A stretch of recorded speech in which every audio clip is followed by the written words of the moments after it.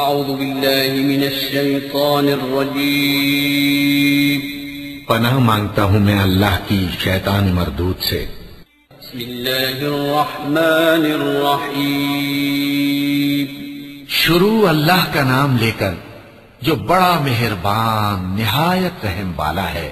اقرأ باسم ربك الذي خلق خلق الإنسان من علق اقرأ وربك الأكرم الذي علم بالقلم علم الإنسان ما لم يعلم كلا إن الإنسان ليطغى أن رآه استغنى إن إلى ربك الرجعى۔ اے نبی صلی اللہ علیہ وآلہ وسلم، اپنے پروردگار کا نام لے کر پڑھو جس نے تمام کائنات کو پیدا کیا، جس نے انسان کو خون کی پھٹکی سے بنایا۔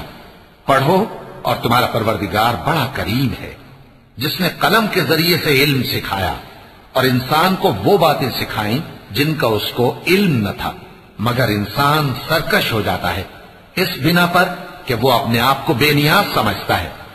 کچھ شک نہیں کہ سب کو تمہارے پروردگار ہی کی طرف لوٹ کر جانا ہے۔ أرأيت الذي ينهى عبدا إذا صلى أرأيت إن كان على الهدى أو أمر بالتقوى أرأيت إن كذب وتولى ألم يعلم بأن الله يرى كلا لئن لم ينته لنسفعا بالناصية ناصية كاذبة خاطئة فليدع ناديه سندع الزبانية كلا لا تطعه واسجد واقترب۔ کیا تم نے اس شخص کو دیکھا جو منع کرتا ہے، یعنی ایک بندے کو جب وہ نماز پڑھنے لگتا ہے؟ بھلا دیکھو تو اگر یہ راہ راست پر ہو یا پرہیزگاری کا حکم کرے تو منع کرنا کیسا؟ تو اس کا انجام کیا ہوگا؟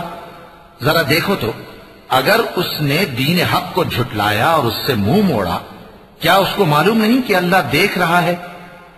دیکھو اگر وہ باز نہ آئے گا تو ہم اس کی پیشانی کے بال پکڑ کر گھسیٹیں گے، یعنی اس جھوٹے خطاکار کی پیشانی کے بال، تو وہ اپنے یاران مجلس کو بلا لے، ہم بھی دوزخ کے فرشتوں کو بلائیں گے۔ دیکھو اس کا کہا نہ ماننا اور سجدہ کرنا اور اللہ کا قرب حاصل کرتے رہنا۔ چونکہ آیت سجدہ تلاوت کی گئی ہے لہذا سامعین پر سجدہ واجب ہے۔ صدق اللہ العظیم۔